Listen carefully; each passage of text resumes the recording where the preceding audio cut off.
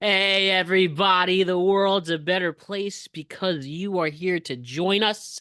My name is Matt Brown. I am the host of the Productive Conversations podcast.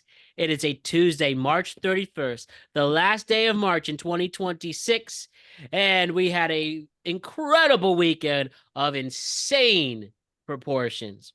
Lots of things happened across sports, news, entertainment, and culture, and let us discuss it as we do each and every single week. Here's your tweet cap on what happened over the weekend. And before we do that, I just want to remind you to like and subscribe to the Productive Conversations podcast on all podcasting platforms and YouTube. And don't forget to check out exclusive content regarding this show.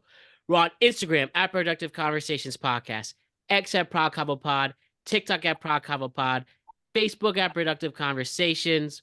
And as always, check us out on all podcasting platforms and YouTube. As we head into this, a holy week of many different religions. We have Passover this week. It's Easter on Sunday, Good Friday, Friday. So we are all here to repent for our sins, grow our faith, apologize for wrongdoing until the cycle starts again. But I hope everybody's having a good day, and spring is about to start, or it's started already, and things are on the up and up. So today's show, as we talk about what happened in the worlds of sports, news, entertainment, and culture, we have Allison, Brett, and Ryan here. It's great to see everybody. How are you? Good. Good. Feeling Uh, good. It's very sermon of you to start with atonement for sins, Matt. Uh, I Preacher was How dare Matt. you I I assume might be was a anything? Pope Eucharist Ryan, but there's Preacher Matt coming out now. I was a Eucharistic minister I when know, I I was was part there. when I was part of the Catholic Church. Now I'm more Wow. lapsed and spiritual. Yeah, I read Gospels all the time. You know, it's weird to say, but hopefully I don't have to do this a lot. But I'm always a go-to for eulogies Mm. and for stuff like that. But yeah, that's really started the public speaking in a way. Always gained more opportunities to show it was reading Gospels at church, and I gave the body and blood of Christ. I Did had you to do it start at my did, brother's wedding. did you Matt, start you every should single become a gospel? minister. Did you start every single gospel the way that you start productive conversations where you're like, "Hello everybody, it's a great day." Honestly, you're not that far off, I Brett. was gonna say, having been, there for most of those, you're not that far off. That is very much the energy that Matt brought. But yeah, My no, it name was is Matt Brown. I am your reader for today. But no, I had to do the at my brother's wedding. There was too many people, and there was only the one priest, so they needed someone to do the Eucharist. And I hadn't done Eucharist. I mean, that's not true. I go to church, but I hadn't been a Eucharist minister since well, when me and Matt were going to the same church. So it's been a minute. But they're like, "Who's done this before?" I was like, "I have." So that was kind of funny to have to do that for all of my friends and my brother and all his friends and family. Every time I hear of the whole blood of Christ, body of Christ joke, I just think of that thing in Family Guy where Peter's like, I don't like going to church. The priest has it in for me. And they go, body of Christ, body of Christ. And they hand him a cookie and they go, butt of Christ. And he goes, aw. Yeah, I knew things would go well with public speaking when the priest really once said, Father Dave, Matt, after you read that, I wanted you to say amen. And this, I never tried to be showy about it. I just read it. And with the It pizzazz, I was guess. it was what's her name was the director. I probably shouldn't say a name actually, but I remember. Anyway, we'll talk about it offline. Okay, cool. And regarding your question, Allison, regarding being a minister, I can't do that. I love the NFL too much. I'm sorry. I'll You're busy on apologize. I'll Sundays. apologize to God. I mean, Hopefully, not when a we get up there. minister. What is it? An ordained priest? Like where you do Ordained minister. weddings. Yeah. Ordained. Oh, Oh yeah, that yeah, is a good yeah. So idea, my actually. my friend Jeff actually has a gold card he carries in his wallet, Yeah. and it tells him he is able to do it. He got it online. He's able to do it in the state of New York. Is it free to So get he that? does that. Yes. Huh? My brother has it. Yes, Actually, it's a so thing. Matt, It's so literally So Matt, that so means I know that's easy to get then. well, I was gonna say, so actually, my brother is officiating my sister my sister's wedding because obviously my sister. I Damn, guess, that yeah. sounds horrible. Now I'm kidding. Well, we both got married in a church. My sister is not getting married in a church, and so my brother is doing the actual like marrying Oh, her and her awesome. fiance. Yeah, ordained minister. Awesome Yeah. stuff. All right. So, yes, we had quite the weekend in store. Let's get to it and talk about what was trending. But there's one thing I want to say really quick, very quickly, is over the weekend, we saw the United States military deploy many men and women. They deployed soldiers to the Middle East with the conflict in Iran. And all I want to say there is I pray that every single one of those soldiers returns home safely without as many casualties, gaining PTSD, getting wounded as possible. And we're thinking of all of you. And I just hope you all get home. And it did put things into perspective. I was thinking about it the past few days, especially the content being shared. And again, I'm praying and pulling for everyone to return home safely. And just remember, in this crazy world of ours, control the controllable, because there are some people who are risking their lives in a very complicated conflict. And again, just hope everybody comes home. That's one thing I wanted to say beforehand. Bring our troops home. All right. And if anyone has to add to that, feel free. If not, let's switch it up. All right, let's switch it up. If you ask me to add, I won't stop. So let's please switch it up. You got it. You got it, man. I understand. I feel you. Same here, honestly. So, again, we're thinking of every single one of you brave men and women who are fighting overseas. Okay. So, I want to start off with a little lesson. Let us define this word. The word of the day, if you will. We'll do our first productive conversations word of the day. The word is looksmaxxing. How would you define looksmaxxing? The official definition.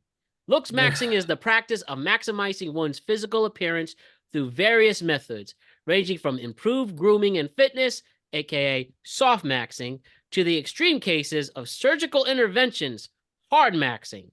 Popularized on social media and originating in online manosphere forums, it focuses on altering facial structure and body composition to achieve the idealized beauty standard. And who's the one who made looksmaxxing popular? That's Braden Peters, who you know as Clavicular. At 20 years old, he blew up in 2025 on Kick and TikTok for his looksmaxxing content, and his online alias comes up from the emphasis the looksmaxxing community places on. So there are people who want to looksmax and look the best they can, and they bow down to Clavicular. We've covered him before. I don't know if you remember that, Matt.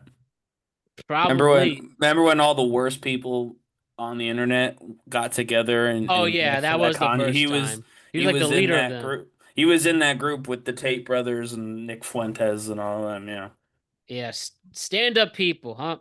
So, looksmaxxing encourages young people, especially boys, to improve their physical appearance to attract women and gain power. Peters claims to have gone to extreme lengths himself, including smashing the bones in his face with a hammer and injecting testosterone since he was 14 years old. I mean, I don't know why he did it himself. I would have done it for him. Sounds like someone grew up in a very toxic household. He claims he took meth to keep his weight down. That's an actual quote. But I mean, as of one way to do it. As of February 2026, he reportedly has earned over $100 million a month from his Kick live streams and has been embraced by the manosphere. And as mentioned by Ryan, he's appeared with Nick Fuentes, Andrew Tate, and others. And he himself calls himself apolitical. So we got to learn more about Clavicular because he was on Channel 5 with Andrew Callaghan and basically told his story, similar to us talking about talked to a girl telling her story. So there's a few things I want to point out here, and we'll go by segments and if you want to comment. So this is first from Channel 5 with Andrew Callaghan. Clavicular says going to a pub, having a beer, and watching sports is one of the worst things you can do, and that you should instead focus on researching ways to looksmaxx. This is straight from the source.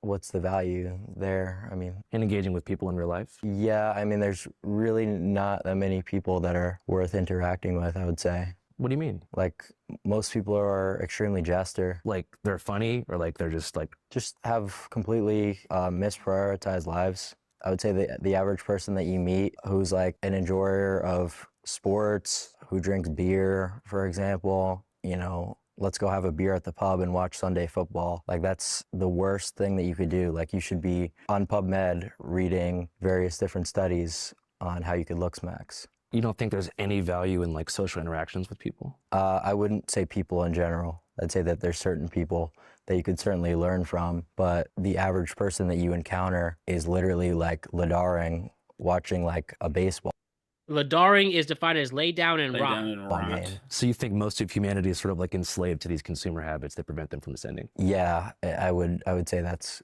correct. What's the value? What a take. Jeez. Hanging what out with your a- friends. Bad, according to Clavicular. What's weird is like, so he's Sorry, the guys. o- Later. No. he's the only one who isn't like afraid of women in this group, which I do appreciate. Most of them are like, don't talk to women because they'll steal your soul. I don't really know. I don't pay attention. But, you know, the Tates and Gaines and all them are not particularly women based. This guy, I assumed, had game because his whole thing is looking good for women. But God, hearing him talk, Hearing him On. talk, that man On. is single. besides him being single, like it was just so monotone. And also, I work with Brainwashed. I work with PubMed every day. It is a part of my job. Like actually, I get paid to do it. There's nothing on there for looksmaxxing. I'm just gonna throw that out there now. If you go on PubMed to figure out how to look good, it's not gonna work. You might as well be hitting yourself in the head with a hammer, which apparently is one of the methods he came up with doing all of that PubMed research. But yeah, that's like a really sad way to be. To be like, I can only talk to people who I can learn from. Well, you Yeah, don't have to also- learn. Having experiences will help you learn. You I also- learn The stuff dude's every a day. I was kid. gonna say you could really learn, like you could learn from everybody because we're all from different Right. walks of life. So how do you know, like, what unless you interact with them, if it wastes your time? Like you just Exactly. already right away are saying it's a waste of your time, and you're not even putting yourself out there to have the ability to potentially learn or have that interaction with other people. Mm-hmm. Also, you can't say you're apolitical and then hang out with Nick Fuentes. Well, yeah, I mean, Like you yes. really can't. Nick Fuentes, and I quote, says when they said, "Do you have any women in your life that you like admire?" He said, "I don't particularly like to be around women. I find them very unpleasant to be around." Yeah, no, I mean, I will say I remember when we covered Icon. it, we covered it kind of extensively. There was a ton of stuff that went viral from that night out.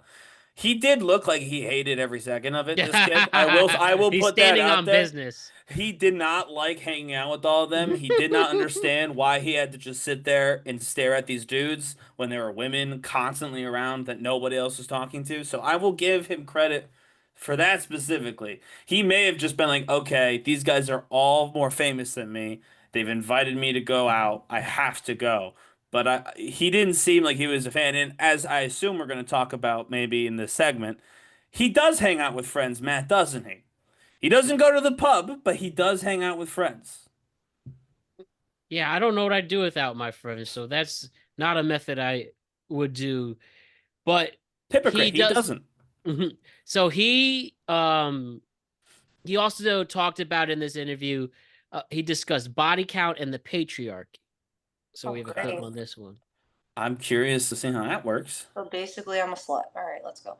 Well, we don't What know. do you Maybe think's he's the a ideal slut. body count for a woman? Does it matter? I would say that. So he said What do you just think's the ideal body count for a woman? Does it matter? I would say that having any previous encounters is not good. So the ideal situation is like a virgin. Correct. Yeah. Why? because of something called pair bonding. That's what a relationship is all about, right? A long-term relationship with a partner, being pair bonded with different brain chemicals with that person. So if that process is damaged in any sort of way, that just reduces the chance of success in that relationship, right? So that's not like an anti-woman perspective. I think that's just a very like scientific reason for that. It's not just like low IQ, typical jester, whore. Don't talk shit about my wife, you stupid. Shut your fucking mouth, you lick sniz. You're a fucking dyke. That's really like all that you get, you know, saying the word like whore. And it's like, if you're just gonna do that without, you know, giving any reason on why the promiscuity is bad, then you're just like a jester. It doesn't mean anything. So do you think males lose pair bonding value in the same way that women do as they get No, increased? it's a little bit different. How come you think? Well, just the way that our brain chemistries are different, right? So, and it's also not necessarily a bad thing, because it's like we're talking about before, the ability to put your foot down and leave bad situations. Because the framing in a relationship has, for centuries, throughout the entire existence of organized societies, has been in the favor of men, right? It's been male-dominated societies. That's sort of what needs to be restored. Don't you think you maybe want a more experienced partner so that that person has better understanding of human intimacy? No, because that's not what sex is intended for, right? That's, yeah, like it's enjoyable to have sex with women, but that's not the intention behind it, and that was never meant to be. This is like a very new thing in the context of history. People just have regular sex with random people for pure pleasure and then never talk to them again. That's just not. None of that was true. Not a single sentence of that was true. I just Did want to he know. even believe what he was saying? Like, I don't know if he does. I mean, Is this- This is a I'm going in 20-year-old circles, clearly so weird. talking. Also, I'm a little worried for him. First of all, I want him, one, blink twice if he's being held hostage. I know he does. seem Two, very And much- two, does this guy ever crack a smile? Or No. can he not? Barely. because- He has to do it so for much his looks hate. max. Yeah, no, you can't hurt your looks looks max with maxing with the smile. He broke his jaw too many times with that hammer, so now he can't smile. Insane. No, I mean, just I'll go quick. One, yeah, throughout all of human history, people have absolutely boned for fun. There like it's written about No doubt. constantly. It's never just been procreation. Now, if you're like hyper religious, sure, but as a general rule, that has always been a thing. There's a reason why being a sex worker is considered the oldest profession in human history, because there have always been people who want to have sex simply for pleasure. That's one. Two, what the hell is a pair bond? Like, I've never heard the word pair bond used at all, let alone for two human beings. And I work in a somewhat scientific field, but perhaps more importantly, I've got way too many effing scientists in my life that none of us have never heard of this pair bond thing. So we just made up a scientific theory on a YouTube channel. That's crazy. People like listen to this and believe him too, which is like not good. Yes, under 21 and under. Right, well, yeah, Emphasize kids, that. obviously, but still, like that. Hey, there's a lot of kids, and now these kids are believing some some fake science, and B, some fake world history. He made two things Right. up. I'm glad we looked up to people on Disney Channel and Nickelodeon for the most part. And you know what they were MTV. doing backstage? We saw with the classified crew. They were I banging. mean, yeah, but I'm kidding. I wasn't man, paying know. attention at I mean, 13. I just wanted to know Josh who was was winning the Kids' Choice Award at That's that right. time. And who's gonna get slimed? But like, Exactly. I mean, Josh The Peck green was, kind. Josh Peck was interacting with, a special type of powder, if you know what I mean. Oh, yeah, I know. Unbelievable. The That's what he last was clip doing I behind the story. well, so was Clavicular apparently at 14 to keep his Definitely. weight down. the last clip I have for Clav. He actually walks out of this interview. Oh, I did see this one. And the comment here is Clavicular abruptly ends Channel 5 interview. He leaves the interview after Andrew says that he's satisfied with his looks. Here we go. This is local news, right? Yes. Okay. Of the internet. It's an internet site. Oh, Channel 5's an internet site. Okay. Yeah. Oh, which yeah, they call Clavicular, it Clavicular Probably doesn't want to know learn that about either, you, by and the that way. was what I was trying to give you the opportunity to do. Well, no, I know. I think that's totally fair, and that's I applaud you for that. But not one, question about looksmaxxing. There's been so many questions about looksmaxxing. I probably asked you about looksmaxxing like 40 times. I just don't know the specific science. I'm not in the community. Okay. Well, I mean, like, if you were to ask about like something in regards to hair loss, like, there's really nothing. Yeah, that sure, hair loss. You see what I You're mean? telling me what you're trying to I'm get telling me you to. what to ask. So when you wake up every single morning and you take a look in the mirror, you're 100% satisfied with every single thing. Is that what you're telling me? Yeah, more or less. Okay, dude. All right. Well, I guess that's just, if you want to be completely disingenuous, that's fine with me. I guess there's just no point to continue. All right. Thank you for your time. Thank you. All right. I think he shook his hand. Yep. All right. Thanks, guys. No worries. Yeah, no, everything's fine. We're all good. Yeah. I think people. I'll start with this one. It's just, what a pompous ass. And again, I don't care if he's only 20 years old. That's just so rude. That is not how you impress people. You're not cute. You're not impressing anybody except punk ass young Gen Alphas. $100 million, though. I need so to add somebody. something here. I don't remember which comedian it was, but someone said, "I love the First Amendment, and I love that we have free speech. But there's some people who really shouldn't be talking, and there's also Amen to that. I'll second that. and also sometimes speech should have consequences.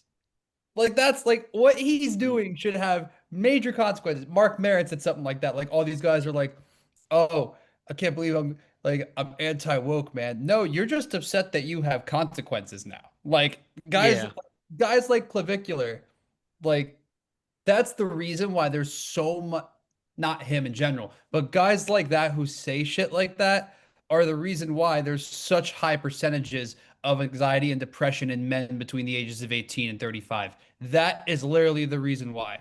Because he's like, you go into the mirror, you should never be satisfied with how you look. If you're not satisfied with how you look, you're never going to be happy. And happiness is literally the most important thing in life. So I if agree. if I'm looking in the mirror every day and I'm like, I freaking hate the way I look, I think that I'd be driven absolutely insane. And that's But why think we about it. We appreciate. already as a society do that. Like, even without people like this. Like, the society in general tells us, whether it's the beauty industry, the athletic industry, the sports industry, like, we're not enough unless you push yourself harder to be the best version of yourself. So how dare this guy to come in and tell another person who says, "Hey, I'm comfortable and happy with how I look when I look in the mirror." How dare he says he's being disingenuous and saying, "Oh, well, you don't look to my standards, so you're not good enough." Like, So how here's dare something. him? Here's something I will say. About not him, Clavicular in particular, because we've seen 3 or more. If you're me, everything that I see on my feed, he's an asshat. But to Allison's point, I don't think that the self-esteem, the depression, the anxiety that is absolutely factually growing in young men. I mean, the rate of suicide in young men is significantly higher now than it's been at pretty much any point in history. It's surpassing every other group by and large. And so I don't think we can just blame, I don't think we can actually blame them much at all. I think the reason that they appear like they appear is because of that. I think that that is actually the root cause of a clavicular. Because if you wake up in the morning and you look in the mirror and you don't feel good about yourself, and that's could be for any number of issues. It may not be your hair or, again, your jaw. It could be any number of issues. But if you wake up in the morning and you feel that way and you don't know why, having somebody, even if it's a punk kid, say, "Here's why you should be looksmaxxing. You should be making yourself look the way you feel should be how you look in the mirror." That's not genuinely going to probably fix the problem, at least not entirely. But what it does offer in its own warped way is a solution. Clavicular is a solution. You're lonely. You're not having success with women. You're not having success at work. Whatever it may be. He's sitting there, all of 20 years old. He's made $100 million doing this, by the way, which means there's clearly a market for it. And he's saying, I can help you get past that. What you have to do is you have to maximize your looks, the looks maxing. And so I think we have to look at them as separate problems. We will never get rid of a clavicular. And there will frankly never be real consequences for the things that a clavicular type says. Well, because once he disappears and once he because like guys like him don't last forever. So once he individuals don't.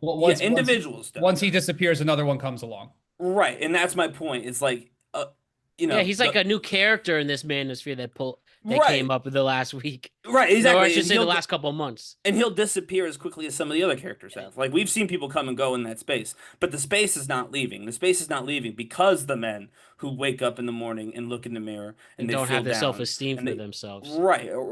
Sometimes it's more than just self-esteem. Sometimes it is self-esteem. Sometimes it's an actual mental health issue. Whatever it may be, as long as there's a kid or a man who wakes up in the morning and thinks that when he looks in the mirror, there will be a manosphere. And there will be no consequences for what they say. So if we want to stop that, we have to go to the guys. We have to go to where they are. We have to help them because this group won't disappear. They're a symptom. They are not the cause. Right. Be a mentor. Be somebody who's just a friend. Be a friend. Sadly, is very important. Yeah, sadly easier said than done, but just seeing how you are goes a long way. And speaking about where he might go, well, Clavicular is actually in trouble. So there's two instances here. He was arrested Thursday in Fort Lauderdale on a misdemeanor battery warrant out, I guess this is Osceola County. Oh, Osceola County. Osceola County. Okay, thank you. Authorities say he instigated a fight between his girlfriend and a 19-year-old woman in a Kissimmee Airbnb, then posted the video online to exploit both women. He's also under investigation by the Florida Fish and Wildlife Commission. This pisses me off after a video shows him shooting at an alligator in the Everglades. I don't give a fuck if the alligator's dead. Let nature take care of it. Oh my God. And filming that shit and making content out of that. And I hate, even though these people who will follow in this guy's footsteps to think it's cool to hurt an innocent animal like that. I don't care. Body's still there. That put a sour taste in my mouth. I even gone as far to find the Florida Attorney General to talk about what happened here for a quick minute. And the in trouble Mr. Peters is in. And there was an influencer, Clavicular, who was caught shooting one on a fan boat. And the footage is grotesque. We've blurred it here, but we find animal cruelty to be dishonorable. I want to see that. Really legal by statute. We pulled it by the statutes of Florida. Wait for what yeah, well, he's been arrested. Fish and Wildlife, the Conservation Commission here that oversees our state parks and permitting when it comes to hunting animals. They're deeply involved in an investigation. Obviously, we have the video, but we're crossing our T's, dotting our I's. It looks like a serious offense here. This is a felony. You can't just go out and shoot animals here in Florida. We have law and order. We have a permitting process. If you want to go on a gator hunt, there's certainly very appropriate ways to do that. But the imagery you see in the video is pretty careless and cocky. And at the end of the day, that might just be so stupid that it lands him a lot of time behind bars. But the message I'll send is... A lot of time behind bars he's facing. And bro's got to be held accountable and justice should be served. But I hope whatever came in your mind, no matter where you are, looksmaxxing, no matter who you're trying to impress as a 21-year-old, can't even fucking drink yet. I hope you are satisfied wherever you are. And I don't care if you think I'm getting overzealous about an alligator. That's a bad job. And especially showing that footage of that, incriminating yourself, that angered me. I wanted to say that we need to laugh at one thing here. Florida has almost no background check and no permitting rules to own a firearm. Yeah, But when it comes to shooting an alligator, that's draw the line. They draw the line. Once you get the gators in, I guess So- so. Great, excellent point, Brett. Here's the thing. From Matt's point, I actually don't care how clavicular feels at any given time, gator or otherwise. But I do want to talk to clavicular. Assuming there's at least a few people under the age of 20 who have listened to our show, I do want to talk to them, those young guys. It is never a better idea to get on a fan boat with your boys and shoot dead alligators And shoot than a it is dinosaur. than it is to go to the bar on Sunday and watch a football game. Okay, you're not That is better. maxing or rot maxing, whatever the hell Relax, words you're using. You're just having a good time, enjoying a beer, hanging with your friends. He lied to you. He said all he does is research PubMed. I watched him bust a cap in an alligator. So clearly he's got friends, and clearly they do some stupid ass Bro is shit. clearly a 20-year-old who doesn't know what he's doing. Right, which is fine. Most 20-year-olds don't know what they're doing, but most of them don't talk to $100 million worth of kids every day. So if you're one of those kids, just go to the bar, right? Just hang out with your friends. Watch some football. Don't follow Clavicular. Don't get on the fan boat. Don't shoot a gator. That's weird internet rich people shit. You're not a weird internet rich person. He might get away with this because, he's rich. You won't. So just leave it. Leave it alone. And there's Do people something who- different. There's people who would be like, "Oh, well, alcohol's not good for me." Yeah, no shit. Not good for you. It's not good for you. But if you want to go to the bar and watch a sporting event with your friends, yeah, you don't want to order a beer, order a freaking Diet Coke, man. Order Do that a too. water. But Order I some would food. recommend the beer personally because as bad as beer is for you, it is better for you than going to prison for battery and aggravated assault on It is much better. wildlife. Yes. I was just So- gonna say I would rather Yeah. break my 8 years of sobriety Right. than have to go that route. Than have to go So- to prison Indeed. from the Florida Fish and Wildlife. That's who's arresting you. You're not even cool. It's not Miami Vice. You didn't have a drug sting at a nightclub. It's Florida Fish and Wildlife. That's the lamest way to get arrested. And I You know do what's hope he even spends a crazier? lot of time behind It's bars. even crazier that I didn't realize, and until I lived in the Midwest, because I fished a lot over there, and I was living in Nebraska. They don't call it Fish and Wildlife. They call it like the Fish and Game Commission. That's what they call it. And Yeah. because they're big hunting over there. And the guy shows up at every lake I fished at, pulls up in his big Chevy pickup, comes out with his like gun in the holster, and just wants to check your license, your fishing license. 'Cause I had to get a fishing license, and he just looks at it and then says, "You're good to go." And I look and I see this guy's got a full ass gun in his holster. And then I look at over there, I'm like, they have the authority to handcuff and arrest people. And not only that, they have the authority to shoot a guy. Like Yeah. that's so terrifying. Did he also have like a Duck Dynasty beard? No, he didn't. He was a short white dude with ginormous arms. As I will most say, are. where me and Matt are from, they also have fishing rules. They do check your fishing license, but they just use the regular city police department to do that. Because The that's the best way to save money for the city, right? Right. Is to The just use police- city police The police department. department has their own boats because we lived on the water, so that you needed the boats. They don't have many, but they have some, and they would just kind of patrol the popular fishing spots and boating spots for those sorts of offenses. But yeah, it's a real rule. There's a lot of wildlife rules. I love how they can arrest you. What are you in for? Fish and Wildlife arrested me for shooting an animal. Well, I mean, yeah, but hey, the That's what happens. animal can't defend itself, right? So Yeah, that is true. And the guy next to you is like, "What are you in for?" I beat someone up and robbed yeah, their. It's like- aggravated homicide of a person. Aggravated homicide. What did you do? I shot a gator. That's Yeah. two very different crimes, and you're in the same cell. No, actually, they're the same crime, but one's on a gator. They're both aggravated assault. I mean, technically. Or I homicide. guess if we're going the you kill technical them, route, yeah. yeah. All right, that's enough punk ass influencers. Now let's talk about the FBI director because a punk you ass know. influencer, actually. But anyway, Ay. Okay. So the Iran-linked hacking group oh yeah. went in and exposed the FBI director Kash Patel's personal Gmail account and published photos and documents online. The group is known as Handala Hack Team, announced that Patel, quote, will now find his name among the list of successful hacked victims, end quote. They posted photos of Patel smoking cigars, riding in an antique convertible, and taking a mirror selfie with a large bottle of rum. Alongside the photos, Handala published over 300 emails. The leaked emails date back to the early 2010s and included travel receipts, family correspondence, apartment leasing info, and personal tax documents. Nothing from his time as the FBI director.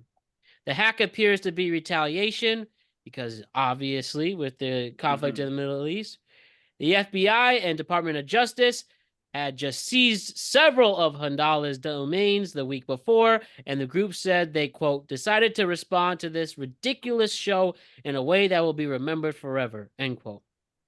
The FBI confirmed the breach, saying the information is, quote, historical in nature and involves no government information, end quote. The State Department offered up to $10 million for information on Handala's members.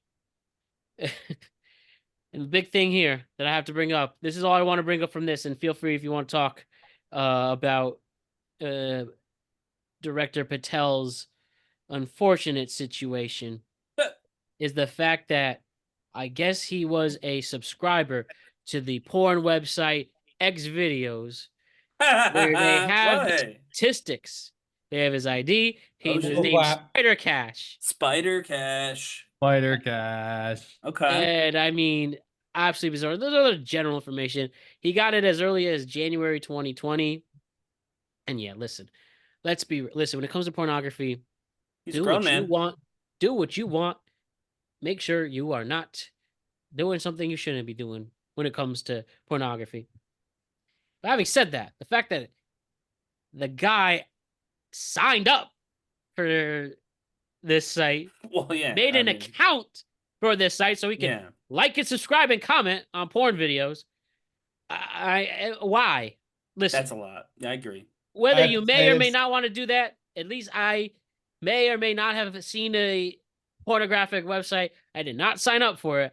I saw the video and went away. Did whatever it had to do, like most people. Yeah, the same with like the folks who pay, but I guess I don't know. It's OnlyFans, strange. Yeah, the OnlyFans thing. It's very strange. Brazzers. Sign up. Well, but I never had that. Site names right now. But that particular site, right? I from what I understand, from research for the show, I believe that site is readily available on the internet. Signing up. So I don't. That Most you have of the to be sites are. Right, you have to be a apparently. like a true student of the game here to want to sign up for a site that is already free for anyone to use. Exactly, that's big too. I will say, I want to give though, and this is rare for me, I want to give Cash some credit because I would have bet big money on one of our legal gambling sites like Kalshi or Polymarket.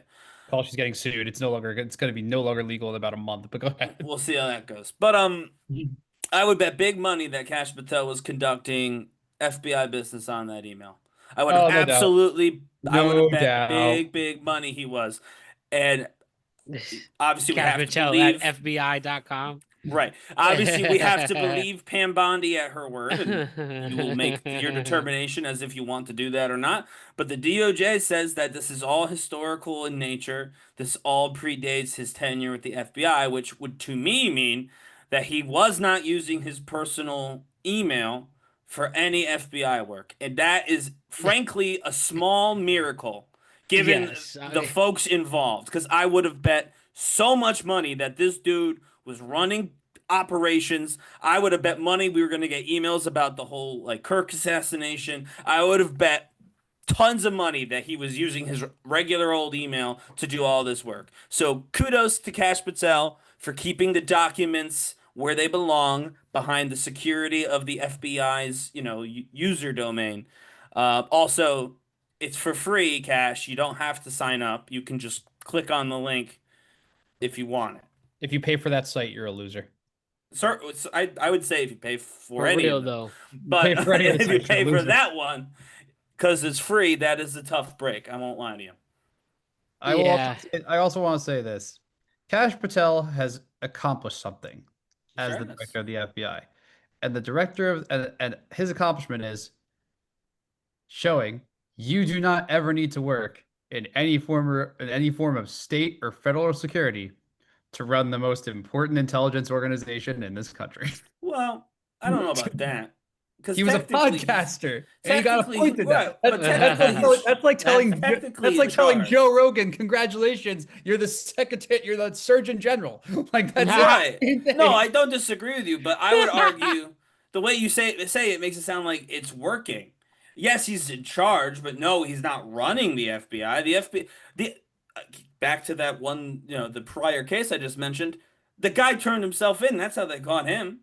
The FBI couldn't figure it out. It took him 6 days, and then the guy came to the police and said it was me. They're like, we got him.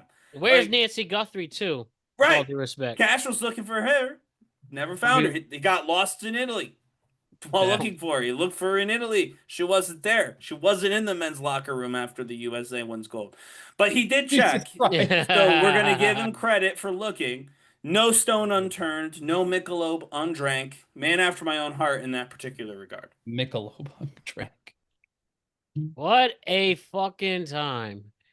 I do have to switch gears a little bit. I do have to mention this. And I'm kind of sad. And I saw the story on Friday. I was very bummed out to see this. Tiger Woods was arrested on Friday afternoon at the scene of a car crash in Jupiter, Florida. He tried to pass a pressure cleaner truck on a 2-lane road. He wound up clipping the back of the trailer, and his Land Rover rolled onto the driver's side. He was able to crawl out of the passenger window. Neither he nor the other driver was actually injured. Officer suspected impairment. Woods blew a 0.0 on the breathalyzer, no alcohol, but refused a urine test and was taken into custody. He was charged with a DUI, property damage, and refusal to submit to a lawful test, and held for the mandatory 8 hours after being released at around 11 o'clock at night. This is his second DUI arrest, fourth driving-related incident. The first DUI back in 2017. He was found asleep at the wheel with 5 drugs in his system, including Vicodin and Xanax. He pleaded guilty to reckless driving. Most recently, in 2021, he also suffered a devastating single-car crash in Los Angeles that nearly cost him his leg. And yeah, just 3 days before the crash, Woods was trying to make a comeback. He was competing in the TGL finals, that alternative golf league. Was talking about returning to the Masters, which is in a couple of weeks. And yeah, this was very sad to see. The man, I mean, Tiger Woods was as big as it gets. He was one of the most dominant athletes of all time. Truly, up until high school, like he was somebody to truly be inspired by, looked up to, and he had his infidelity issues and stuff like that. Wins the Masters of 2019. You thought that was it. I would have retired. Comeback stories, right? If I was Tiger Woods, I would have hung it up then, because it has gone nothing but down from there. For sure. And then seeing this incident, Green Goblin mask, man.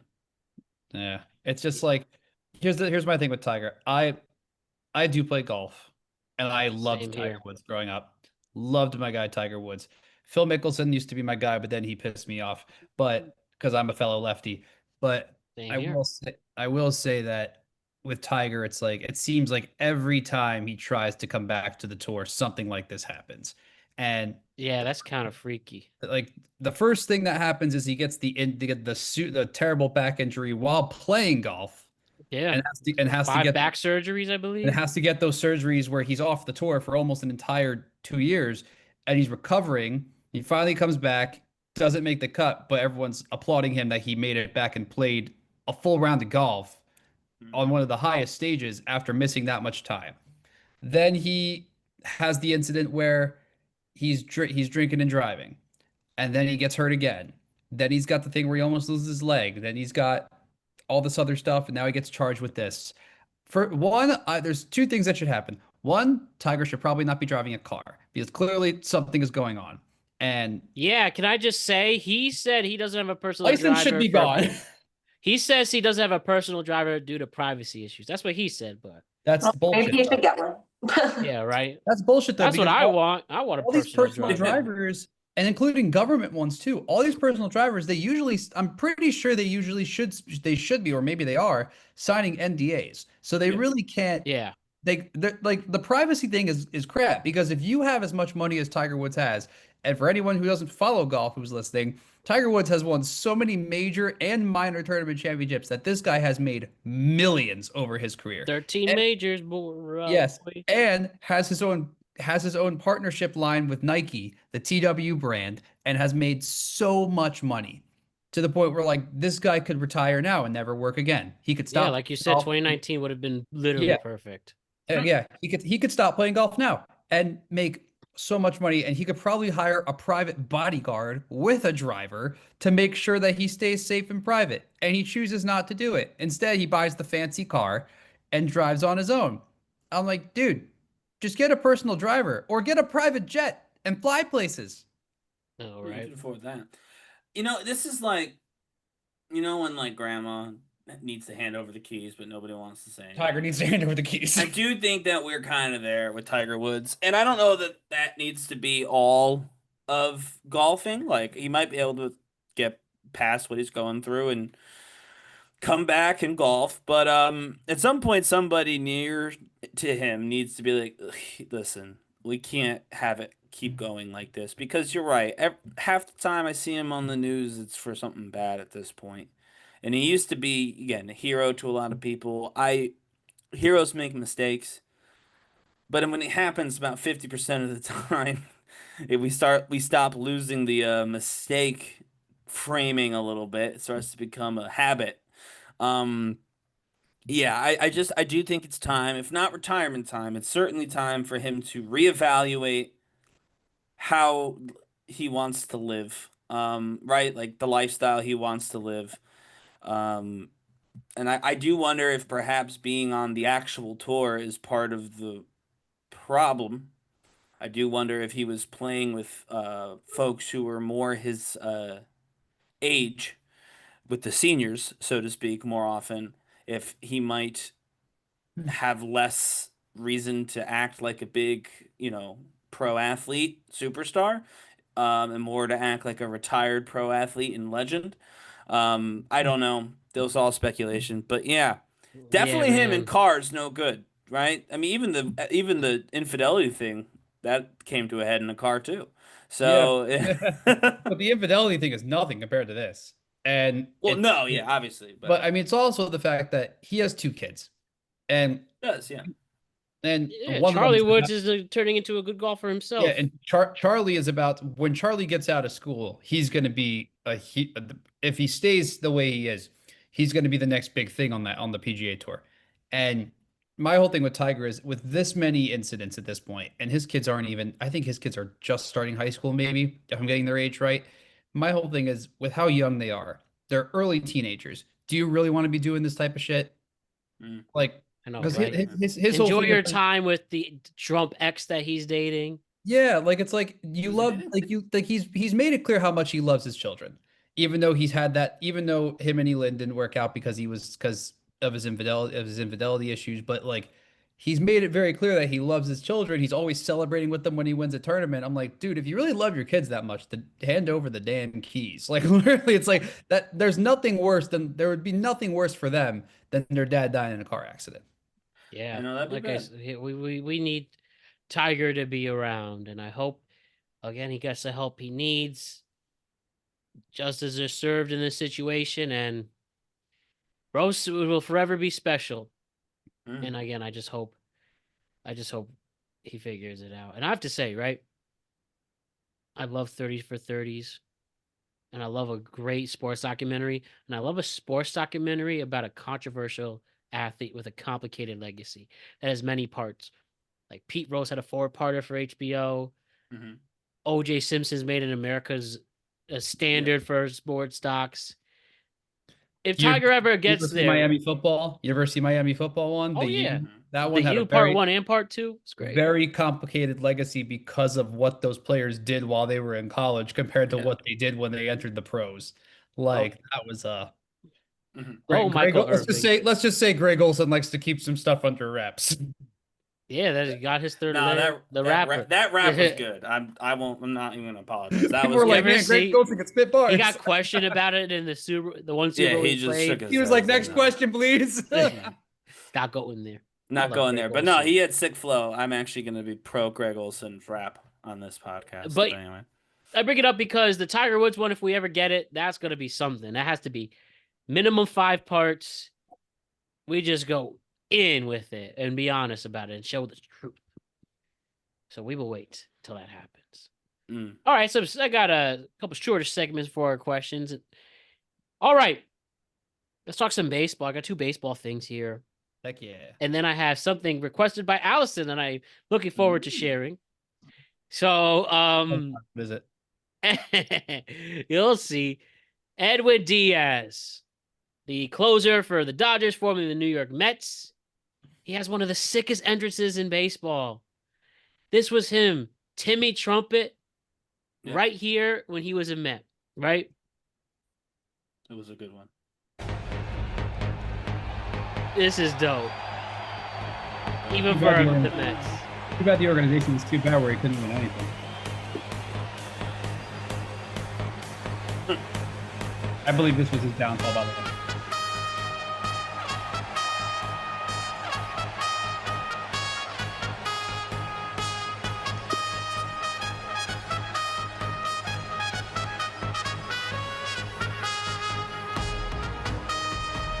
You know what pisses me off about this is how unenthusiastic the Met crowd is. Because they're too busy They're all filming. filming. No, Reckon watch it that, with but- your eyes. Film it and go crazy. But okay. So you hear it right there. That is how it's supposed to be played. Yeah. So he goes to the Los Angeles. First game as a Dodger. They try to do the same exact Historic Dodger Stadium, may I add. thing. I've been to Dodger Stadium a couple times. It is quite a magnificent place. Yeah, I really got to see a game there. Very, Beautiful. very bad. But it was a little different. So this was his first game as a Dodger in a regular season game. Timmy I think her Trumpet name's there or Thenia not? Tate is the trumpet Okay. player. They did not have Timmy Trumpet, but they had the same song. So this Yeah. is Thenia Tate's, let's say, interpretation of that solo.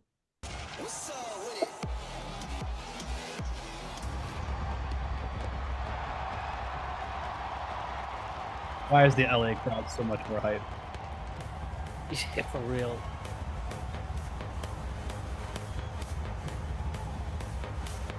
So far, so good.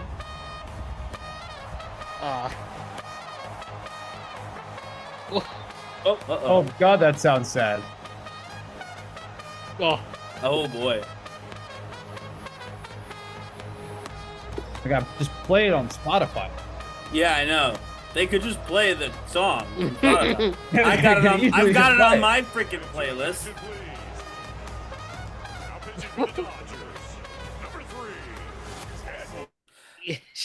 So they know that. Did they know that the Timmy Trumpets is the guy who made the song, right? The Narco was just You the would song think, that is. especially that hedge fund, they're pretty much owned by a hedge fund, the Dodgers. Right. And they couldn't afford him, you're telling me? But I have some bad news, guys. That was just Okay. Friday night. There was the you try very next again? night, Saturday night. She got Same a person? second chance. She got a second try. Okay. Well, maybe You she see better right this time. here. Edwin comes in with scared. live trumpet player for the second night in a row. I wonder if he laughs about it. Same exact spot. God, I hope they didn't lose. Fortunately, they swept the Diamondbacks. A little bit better. Oh.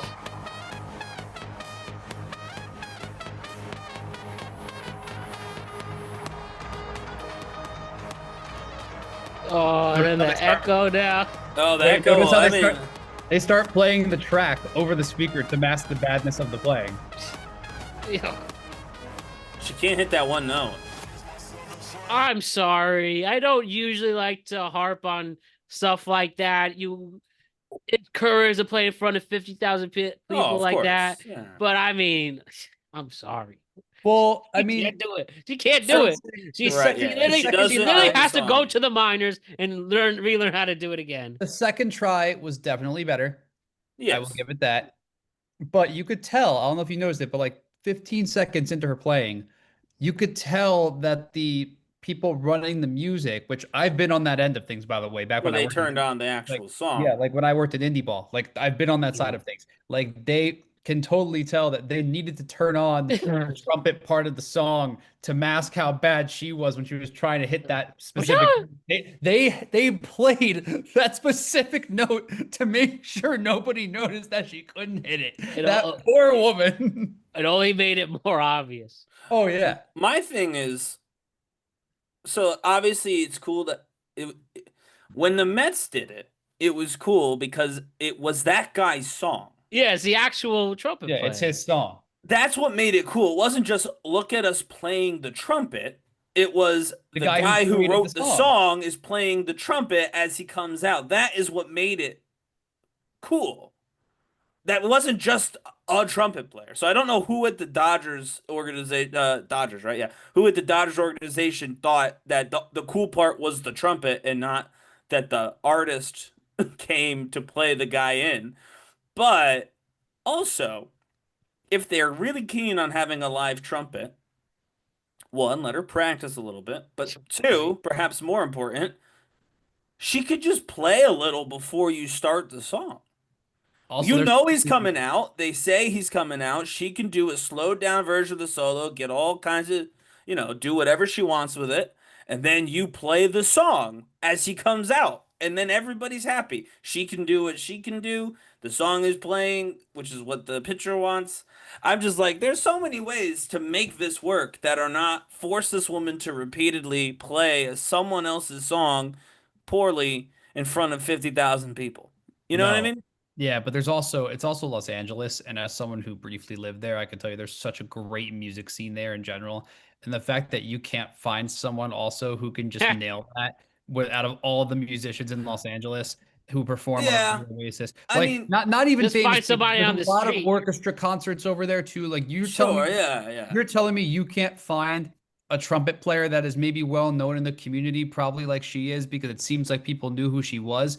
That's someone who is just as known, if not a little less, to come play that and nail it. You're telling me she's the only trumpet player you could find in that entire city of Los Angeles, one of the biggest cities in this freaking country, because it has so much. That's the other thing is you could probably find another trumpet player. You could probably find several.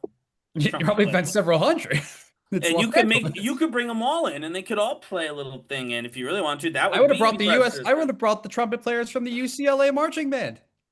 Hey, the UCLA USC marching band did the song from God, what's it? I literally just lost Severance. With what's his name? With Milchek. So yeah, that would have been fun. They could have done right. That would be. Imagine bring one of the local big college marching bands to play that. So like to say like, and now the trumpet players of the UCLA or USC marching bands. And first of all, not only would the place go berserk because that's their college team, but also those are talented kids who do this on a regular basis in front of not 50,000 people, 100,000 people. USC does it the Coliseum every year with UCLA at the freaking Rose Bowl. I hope that exactly. I hope that we don't see a third botch here. So she's gonna have to practice some more. She is. And adding to that, we do have another quick entrance to share. Mason Miller, the closer of the San Diego Padres. Bro does it right by playing a track and playing a late 90s nu metal classic. Bro goes out to Korn's Blind. You know what time it is? It's time for Mason Miller.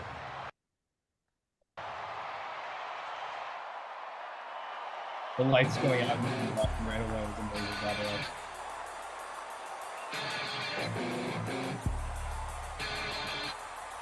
Oh, the light guy's got a cool job though. That light guy, by the way, is killing it. That light guy deserves a raise. It's a good one.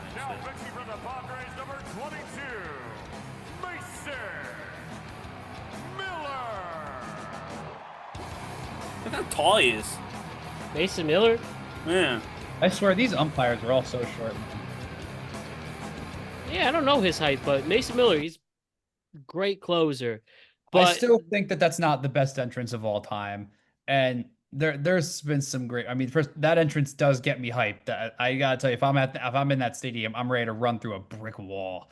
But if I still think like obviously Rivera with Enter Sandman is so great. yes, sir. That was one of the best ones. There was a reliever, I can't remember his name, but it was known as one of the coolest and funniest entrances because his song would play, and when it would play, he would sprint from the bullpen to the mound. I think you're talking about Heath Bell. Is that him? He would sprint, and the crowd would go nuts because this man is sprinting to the pitcher's mound. He's not jogging; he's running. The Ultimate Warrior. The crowd would go nuts. He's doing the Ultimate Warrior. That's what he's doing. And everyone was like, yo, this is so funny. That's what gets this guy amped. He sprints and gets winded to the mound. Like, good for you, man. So how does Mason Miller know about a song that came out the year he was born in 98? I mean, it's probably from this Woodstock 99 documentary that came out a couple years ago. I mean, bro really needs to use that version over the studio version. So I'm going to say, though, the lead singer of Korn kind of looks like an Eric Andre or Jeff Ross character. Tell me I'm wrong. He does kind of look like one of them if they were playing an emo character. I think he looks like one of those funny SNL characters when they're trying to impersonate a celebrity. But like he looks like an impersonation. No, but I do think, I don't know why, but and it's not just that one clip. Every time I see him, he just reminds me a little bit of like Eric Andre. But that time, actually, that clip was giving more Jeff Ross and Eric Andre. But yeah, no, it's a good song. It's better than Freak on a Leash. So I guess there's that. But I'm not a big nu metal guy myself. I love nu metal. Personally, I love Rage Against the Machine. That's my band. In the day. Didn't love They metal. definitely have good amp up songs, right? I mean, that's kind of thing. It's gym music all the time. Yeah. Absolutely. I like some old school metal that doesn't sound like metal, like Judas Priest. Like I feel like that doesn't sound. Like it's metal like to hard them, rock. Right. I love Metallica especially. Speaking of Enter Sandman, as you mentioned. All right. Next up, before we get into our last segments, the last thing I have to share, we got a awesome request from Allison. She sent this to me over the weekend. The Stud Muffin Supreme. Who knows about the Stud Muffin Supreme? What the hell is going on right now? Who's ready? I think there's a joke about someone's I don't college think you in guys, here, but you guys aren't prepared. prepared. You have no idea. I don't know what this is. I will admit that freely.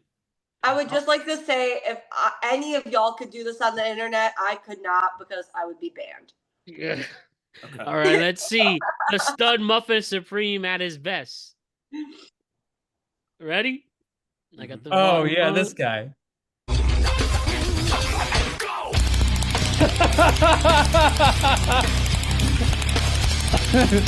Yeah. I've seen this guy.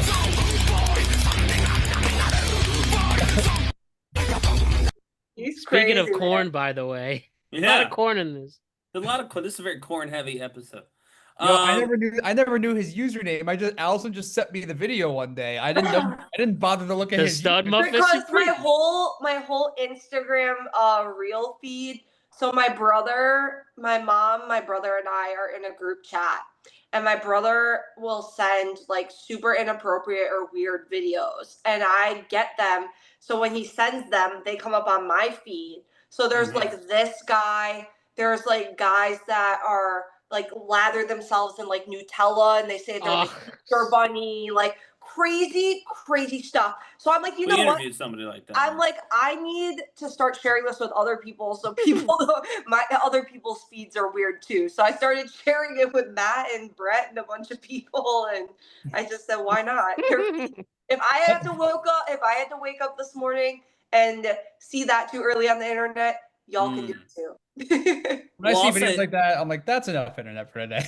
Yeah. I definitely can't do that, to answer your question, Allison. Not necessarily for lack of the appropriate equipment, but because I'm not that good at drumming. was very fast. He was very quick. A lot of rhythm in Stud Muffin Supreme. So we gotta, there's some titty talent drum. there. Titty But we drum, have right? to ask, Hey. though, but there's the question that we have to ask Ryan about Stud Muffin Supreme.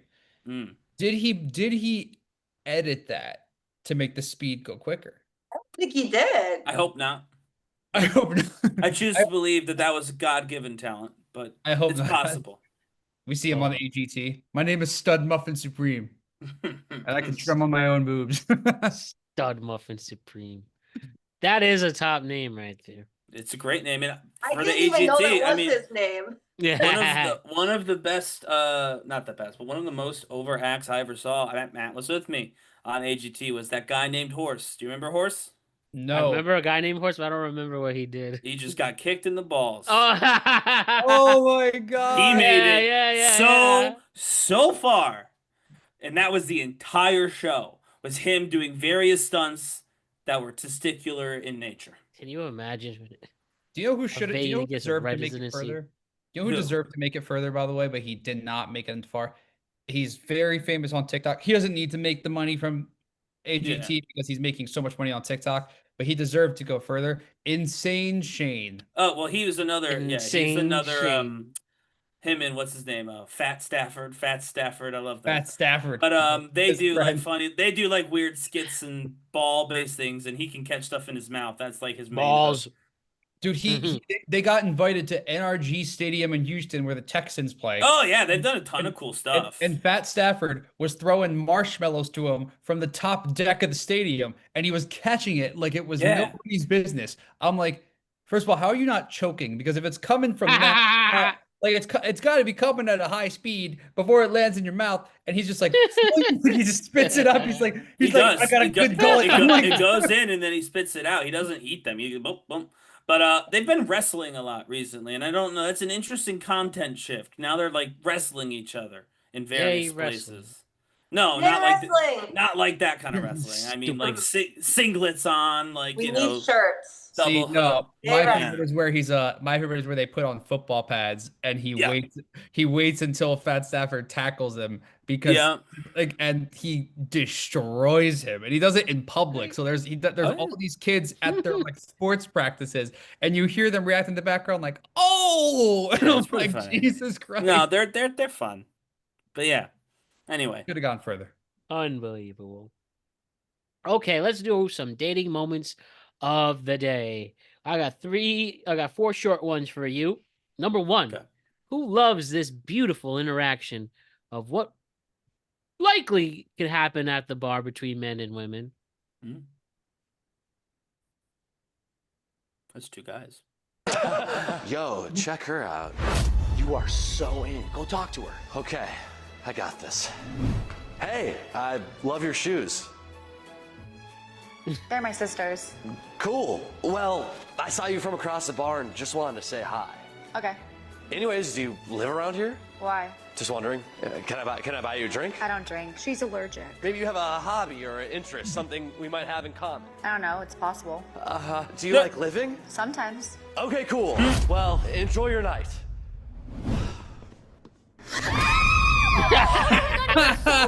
You guys will make the perfect couple. How'd it go? Not good. I guess I wasn't her type. Yeah, let's just get out of here. Cool. Wait, where's he going? It's okay, you're too pretty for.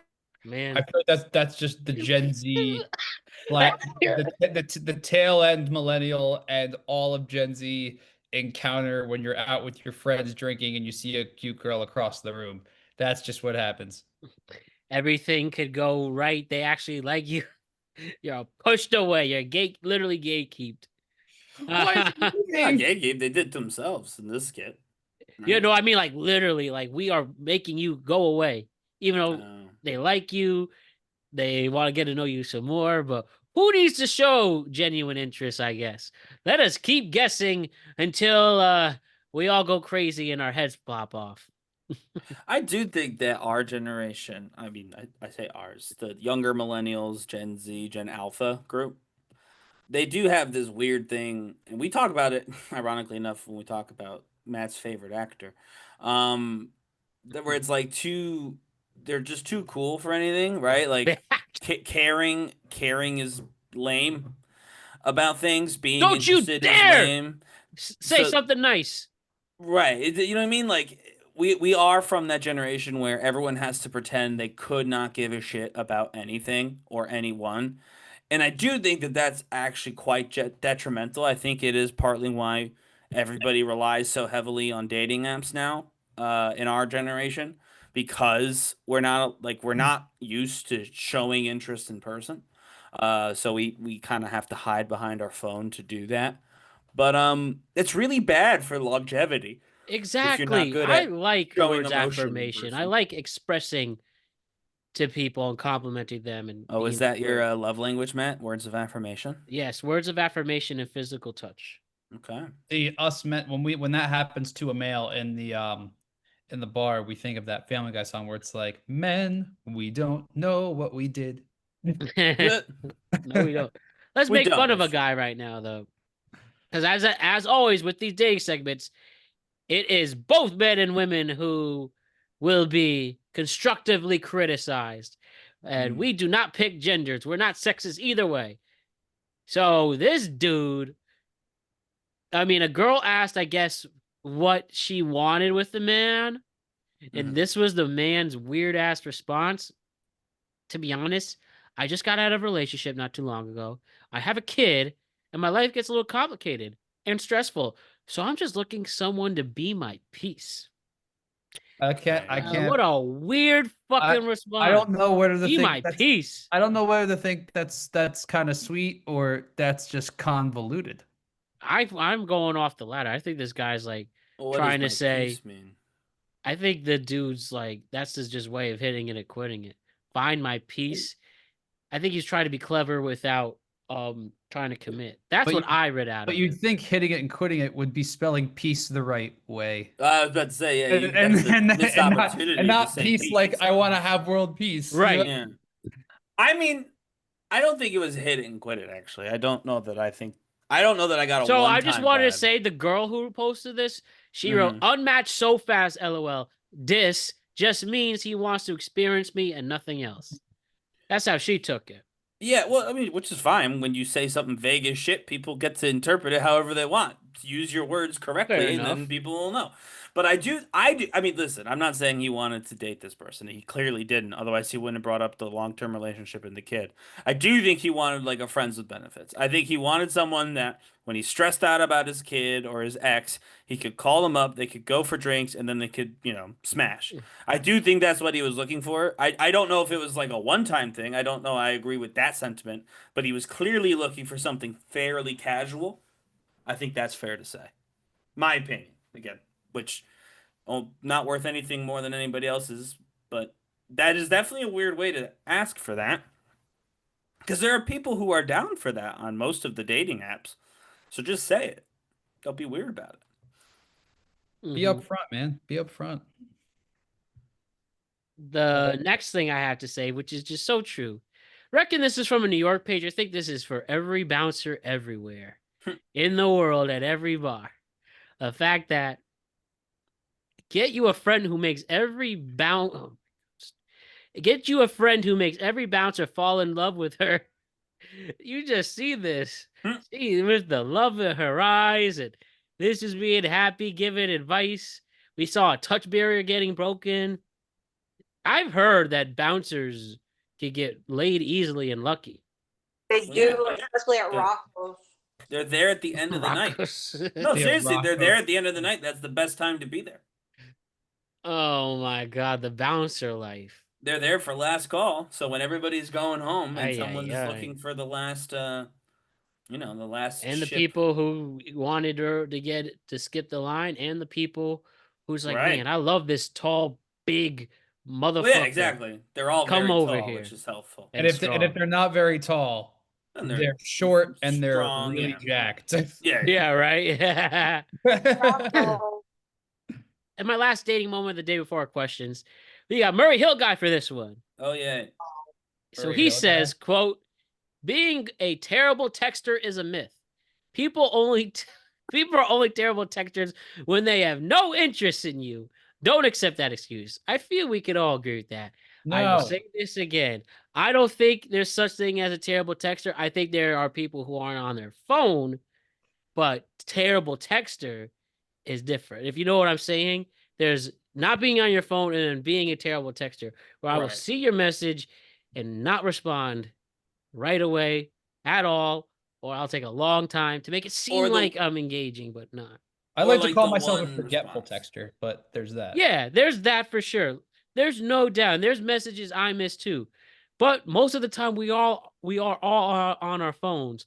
Especially you ever just been in a room, just in a room where nothing's going on and everyone's on their phone? Yeah, I hate that. Like I mean, I do it every too, but I single hate that. person. Yeah, I hate that, but I So do that as well. and I'm unfortunately part of the problem myself. But I mostly respond to everybody. But especially like in these dating situations, already I'm a terrible texter. Somebody matched with me the other day. They literally said I'm a terrible texter. We're not talking. So Well, my thing is like terrible texter. Communication is key. It is key. And terrible texter, like again, if that means you're not going to respond to everything right away because you're not on your phone, I don't think that actually makes you a terrible texter, right? But if that's how you're defining it, sure. I would say a terrible texter is like the person who's like, yes, no, okay, sounds good, okay, right? Can't you If say you're that's a getting, boring texter too? yeah, but I think those are the same. To me, that's a terrible texter, and that is not. I don't want to say it's not okay. Obviously, you do you. But that's how I I do think that that's going to make it harder to have a sustained relationship if text is your primary form of communication because you're not really giving them anything. They're not getting to know you. They're not engaging with you. They're getting one word response.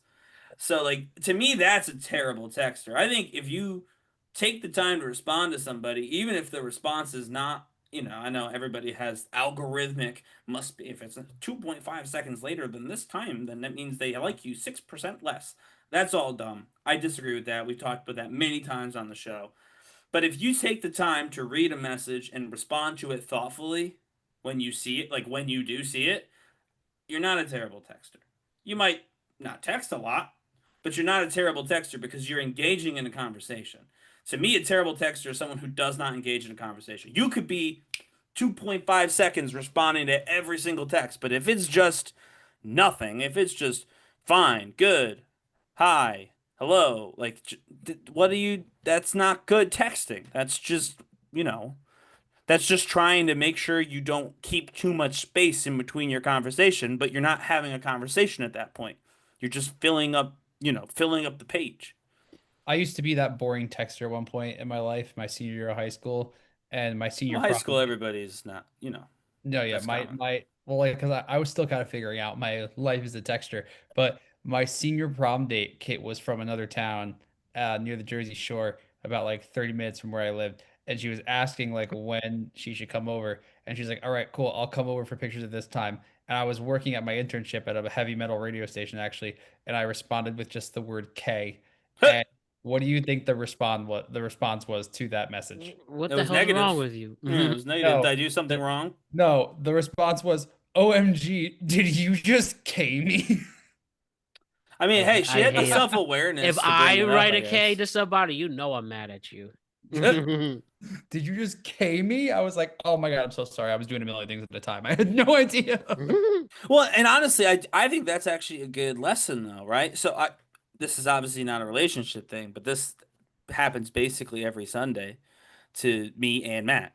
Every Sunday, Matt texts me stuff for the show, and I basically never respond because I'm very busy on Sundays, but I do what he's asking. And then when I'm done doing everything I'm doing, I actively respond to the messages in a way that shows that I read them and I've acted upon them. Instead of just being like, K. If I just say K every time you sent me something to post or whatever, sent me something you wanted us to talk about on the show, that would be infuriating. You'd be like, what the fuck? But yeah, we have an understanding. Well, right, but I'm saying, like, some people are busy. Like Brett said, like, again, me on a Sunday.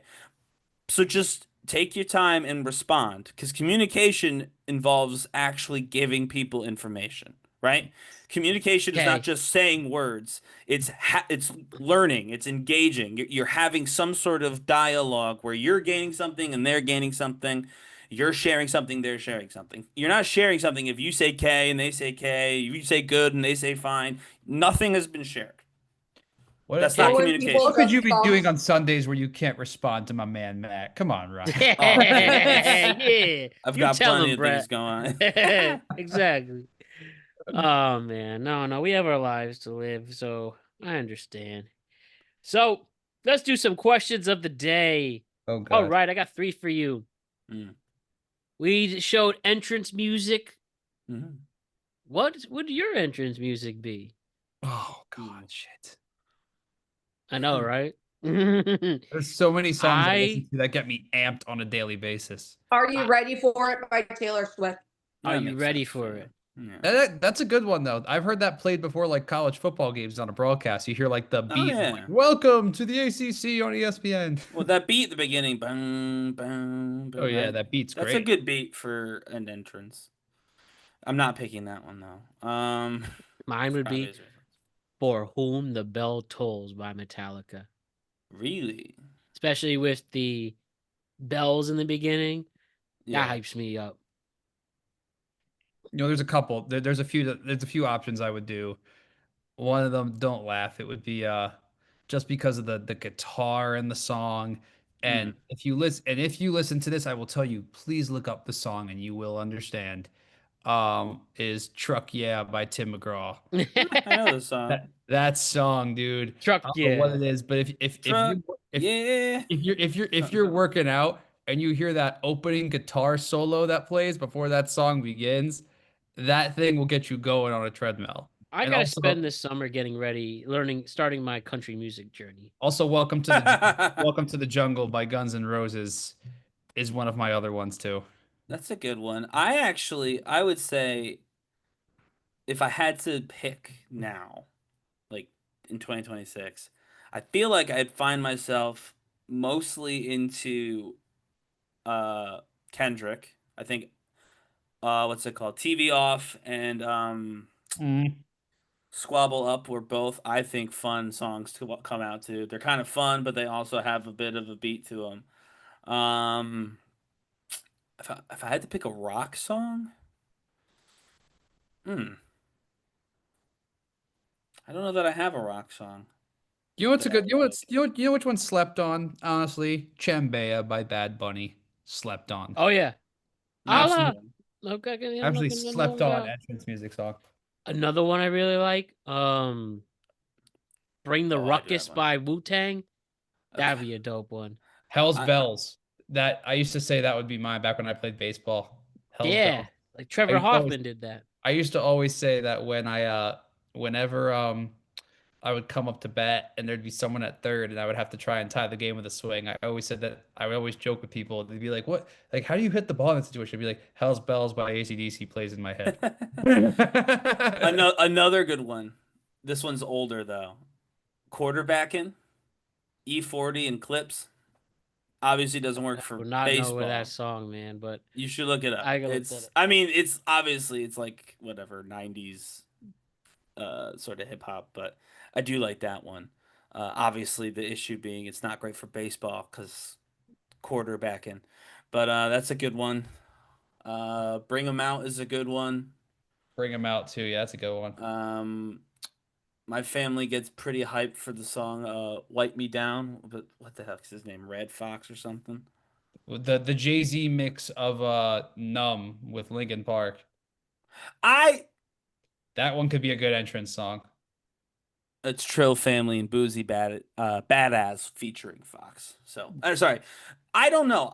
Everybody likes that song. I'm actually not that. I like the regular one better without Jay-Z. But I'm saying if you're doing if you're doing an entrance song, the Jay-Z mix could be really good. Yeah, I don't know. Everybody likes that one. I'm kind of not. That's not for me. Good ones. All right, my next question. I'm loving it. Is right place, wrong time a real thing or an excuse? No, it's real. No, it's real. Yeah, it's real. 100% real. I'm gonna have to respectfully disagree. I think it's not. Because if they were truly the right person, you two would figure it out. I really think that. Even if it's a you're long just distance meaning thing. dating? Or Oh yeah. This is in specifically general? dating. Oh, I thought you meant as a concept. I was like, as a concept, it's 100% real. Yeah. No, I sorry. In I many didn't make that clear. in many life situations, it has occurred to me, and not dating. It has occurred to me in many real life situations that don't involve dating. So that's why I say, as a concept, it is 100% real. My apologies on that. Specifically, dating is right place, wrong time, a real thing or an excuse. Oh shit. I still say yes. I don't think so. I think if they were the right person, you would figure it out. You would like the long distance. You would set up various ways to meet up. If anybody ever seen the Before trilogy, You're romantic though, Matt. I do think that plays into this. Matt's definitely I'm romantic, definitely, but there haven't been a lot of times where I can show that romanticism because most of the people I've met haven't given me the opportunity. Well, I don't even to take mean it to the like, next level. Yeah, which I'm not, not stipulating that, but just you could tell. You could talk to a person and be like, "You are a romantic." Like romantic. I mean, oh yeah, definitely, something I'm very proud of, and not hopeless. Not a hopeless romantic. I'm just a romantic. Is not. I don't think I hate that term hopeless. No, I'm just saying in general. I hate the term hopeless romantic. I agree. So why don't you just give up? Exactly, I agree. Romantic. It's not hopeless to be romantic. Yeah, right. But and I say this to someone who is frankly not a romantic. Like that's not my personality type. Is not that of a romantic, right? I do think that there are just. I mean, life gets sticky. Life gets complicated. I do think there's a world where you can meet somebody who, at another time or in another place, could have been something real, but you've got something going on. They got something going on. So I do think that. Yeah, I think that is true. However, if you really wanted to make it work, you would still do it. You wouldn't let the wishful thinking happen. Life finds a way, right? So like even if just because you meet at the even just because you're at the right place at the wrong time when you meet somebody doesn't mean 10 years later you're still right place wrong time. Now it's a different time. Now it's a different place. Maybe this is the right combination of place and time for you and whoever this is. So it's not a steadfast rule, but I do think there are absolutely people you meet who in another life, given other circumstances, you could have had, you could have dated or maybe even go further than dating, right? So I do think it can happen, but I think crucially, it's not a life sentence. Just because you miss, trains passing in the night, you can always get on the next train, right? So I would say the one me, thing I've learned that's from the nuance. That Before trilogy, I think you realize as a young person there will be many times in your life where you think you'll find love when you realize that it's only a few. So that's where that all comes into that play then. Mm-hmm. All right, my last question of the day. How would your ex describe you? Mine would say, amazing guy.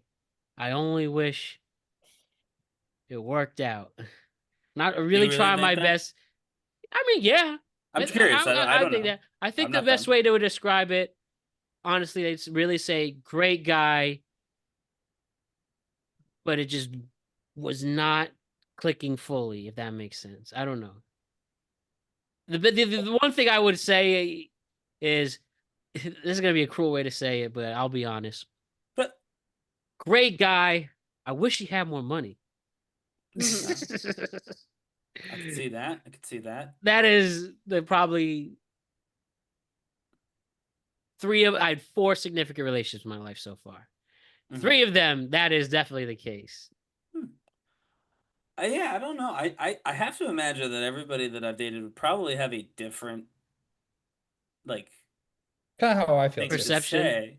Because I didn't, I dated them at different times too, right? Like, I'm a pretty monogamous person. When I'm dating somebody, I'm not you know what I mean? Like, I don't necessarily casually date as much as others, right? If I found somebody that I'm interested in, it's more of like a dating courtship style deal. Which is not to say I don't have exes. I have a few, but I do think because there's usually a decent amount of time in between them, because they were all a little bit longer term. I don't know. I like to think that the through line would be that I was nice. I was a good person. right? I would like to think that I treated everybody well. But yeah, I don't know what they would say. They were not all good breakups either. So I mean, I would be foolish to pretend that I left on good terms with everybody that I broke up with or that broke up with me. But yeah, I don't know. I would hope the sentiment was good guy, nice guy. You know what I mean? Even maybe too nice. Maybe that's what they disliked about me. But I would hope that that would be the overall sentiment because that is often what I'm trying to portray, right? That's who I'm trying to be is a good person and a nice person whenever No, yeah. possible. So yeah, No. I would say nice. That's the word they would use, hopefully. My ex actually described me as the one that got away. So that's only one. That's a great response. Yeah, I love that. Well, do you think that's? But do you I think was that's never the common the problem. sentiment? What happened? I'm not even being mean about it. Do you think that's the common sentiment? Like if there was a panel of 3 people you like previously dated, would they all have the same sentiment or would there be some variance in like how they described your time with them? Yes.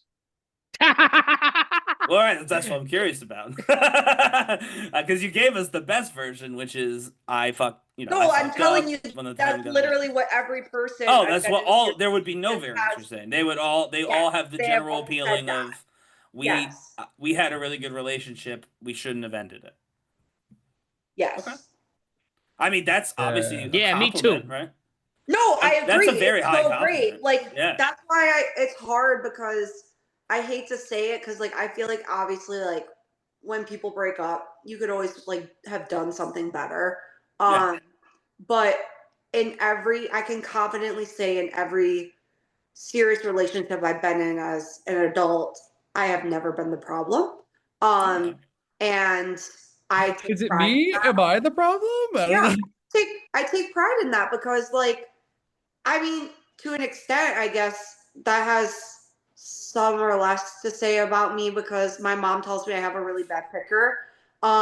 So my picker for a while was Amanda. broken. And now I'm dating Brett, who's like the opposite of all my types. So there you go. take with that as you will. And yeah, only moving forward. I would definitely, I would say I'd be shocked if every single one of them had only positive things to say. I would put that out there right now as a truism. I'd hope they'd all say I was nice, right? Like baseline, like yeah, nice guy. But I have to imagine that most, if not all of them, would have. But I think there's variance in there too. I honestly, I think that there's I think there's a variety for me too. I think like Allison's watching me, like careful what you say. I think that I No, don't know. say what you gotta say. Like don't just like hold things back because I'm here. Like I want to know. No, I feel like my last one would have been similar to Matt's, which would be nice guy, but instead of saying I wish he had more money, say I wish he wouldn't be switching industries so often and jumping from job to job and having to work freelance and therefore needing more money. So I think that was a huge problem because like I was in the middle of a huge pivot in my working environment and I left one industry that I thought I was going to be in for my entire career. And I was so tired of, having to always look for my next job because in that industry, that's kind of what you have to do. Don't go into the sports marketing and broadcasting world, kids. It'll eat you alive. But then when I switched, it was kind of hard to get stable until you finally found something that you like. So finally found that spot. I've been at this other company for over a year now. I feel like the ones I had before that, well, one of them cheated on me, so there's that. But I feel like I feel like one of them would be like, oh, he was so nice, but like one of them would probably lie and say I was immature because she was older than me. That which was honestly I was the more mature one because I ended it. I would say actually that's interesting, and I don't have this experience, but it seems like you and Matt both do, and that probably speaks to the fact that I was out of the dating pool by time I got like to the part where you have jobs.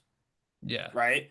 Like I met my when you're in wife the real world and you're like, oh shit. This is Well, yeah, like I met my wife in college. So when I left college, obviously we weren't married yet, but like we lived together. That's who I was seeing. And, now we're married. So like I didn't have that specific, like trying to date and like having to like navigate or negotiate what do you do for work? What do you see yourself doing in 10 years or 5 years? Which is interesting the because most that's like terrifying question, by the way. Right, that feels like a difficult thing to navigate while dating because if you ask me now, I don't have an answer to that question, and I'm 31.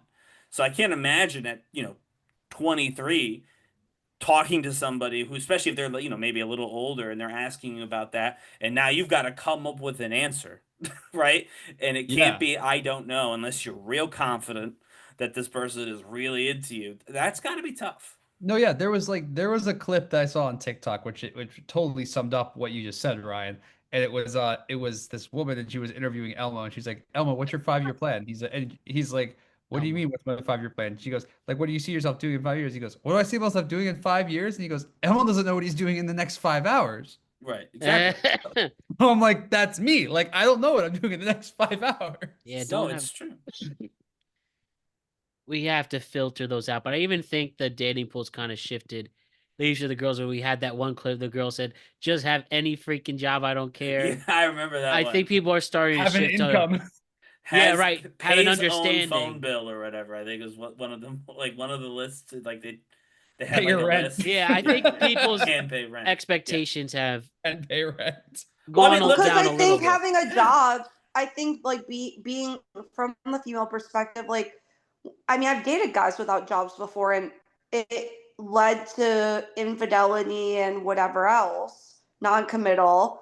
I think it can show like different characteristics in a relationship. Like if a guy does have a job, like depending, like you have to show up on time for work. You have to be committed to the role. You have to do what you got to do for that. So I think it can show different aspects and characteristics that can be seen and like provide in a too. partner. Well, I do agree with Yes. that, Allison. I not necessarily in its entirety, but you are a different person when you're not employed, especially if you are usually employed. Like obviously, if you're a freelancer who often has breaks in between, that's kind of built into your career. But if you're someone who's usually in a stable 9 to 5 ish job, and then you spend a few months out of a job, you get laid off, whatever it might be, you absolutely do become a different person. Now, you're not always, I'm not going to agree that you're always unfaithful and all that stuff. I think that was specifically people you dated, which is unfortunate. I'm sorry that happened to you, but I don't think that that's everybody.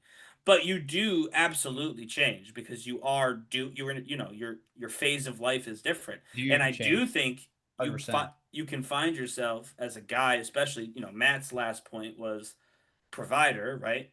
I do think, and I think it's horrible, but I think it's conditioned in a lot of guys. When you don't have a job, you can't be a provider, so you worry about that sort of stuff, right? You worry about, are you doing enough, man enough, all that stuff. And that's when some guys seek to assert masculinity in other ways that don't require getting a job right away. And I do think that unfortunately does result in guys really being a bunch of knuckleheads and really hurting people that they probably care deeply about. I do kind of agree with you saying that like an unemployed person is very different than an employed person. Same person, but I'm saying it's the the same circumstances person. are different. Yeah. It's the same person, but the way they act is very different. Like when I was like when I first resigned from my first job because I was like, I don't want to be in front of a camera anymore. I need to figure out what I want to do. I couldn't get a job for like 8 months. Like I took the risk and I was just like, I'm not gonna find a job right away because like I need to figure out what the hell I'm doing with my career. And I was getting rejected from job to job to job for 8 months, and I was still living with my parents. And it makes you feel like when you're in your early to mid 20s and you're like, I really want to move to a city and like enjoy my life living, on my own. It makes you feel like, is this really it for me? Like, is this where it's like, am I getting stuck here? And then when you get that next job, you feel so good about yourself. You see that payment hit your bank account and you're like, yeah, I have my own money now. I don't have to be like, hey, hey, do you mind if you give me some money? I hate asking people for money. That's one thing I really hate. Like, I hate asking people for money. Like, I don't ask that. Like if someone offers to buy me a gift or something, I'll take the gift any day. But I will never say, "Hey, can you give me $500?" Like I will never be that person. No, it's tough, but I do think that's why we have to, as a society, separate a little bit. Because worth doesn't come from that. But I do think employment doesn't cause worth. No. Right. So but I do think that is common for some people, not just guys, but I think it's more common in guys because of that whole provider mentality, right? You know, because you'll hear guys have to make 6 figures or I won't give them my number, sort of, you know. The nonsense. It's a terrible statement. Right, but you see that nonsense, and it's not real life. Most people, I don't believe, are actually like that. But you see the nonsense, and overall, you kind of have a culture where you feel you need to do something, and so you end up feeling less worthy, and it's obviously very bad. Going back to that first segment we had, so yeah, I do think it's important to separate that from reality. I don't think it is reality. This idea. Of being a provider, being directly connected to manhood or masculinity, but it does happen. All right, we only have time for nuclear opinion. Just a few sentences. So we got 4 minutes left. So give me your nuclear opinions. Give me your nuclear opinions, everybody. Mine is grape juice. So underrated. I had a grape Celsius today. Fan-fucking-tastic. And I had high energy from it. Okay, nuclear opinion. Carrot cake's the best. I don't My mom and my grandma would agree with that. I'm gonna go vomit now, Ryan. You're lucky I live in the studio. My bathroom is right next to me right now. You don't like carrot cake? It's my favorite cake. I don't think carrots are a dessert. I don't think vegetables. Carrot cake is so good though. With the cream cheese frosting. Yeah. Yeah, so good. My favorite cake. It's my favorite cake. It's my wedding cake. Was it? Yeah, we had cupcakes for everybody else, but I love that. We had cupcakes for everyone else, but not me. I wanted carrot. Yeah, but the cutting cake was a carrot cake. That's I was about to say, I do not remember a carrot cake. No, you didn't get any. It was just for me. Not for you, Matt. It was just for me and my wife. That's right. It was the cutting cake. Everybody else had the cupcake. We actually did have, I think we may have had a carrot cake flavored cupcake at that wedding. I don't remember all of those flavors. I didn't really pick What did those. you get them from ShopRite? Because they were terrible. I'm sorry. They were awful. Really? That's interesting. Yeah, I've heard only sorry. good things. Yeah, no, we got they them from a lied to you bakery. because you were the bride and groom. No, I mean, we tried them, so I thought they were good too. But that's interesting. I'm kind of curious which one you had now. No, that's okay. I might have had a battle. See, no, He's been holding that opinion in for it's so many okay.